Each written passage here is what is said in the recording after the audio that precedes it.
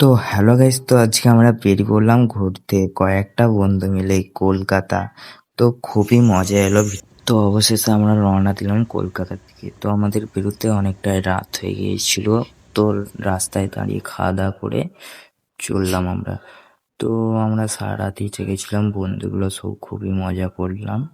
তো আমরা অনেকটা রাস্তা চলে আসার পর এলাম গঙ্গা। তো আমাদের গাড়িটা এখন যাবে গঙ্গার ওই পারে।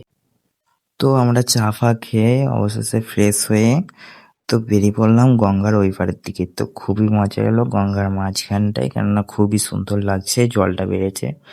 তো চলো ভিডিওটা দেখতে থাকো।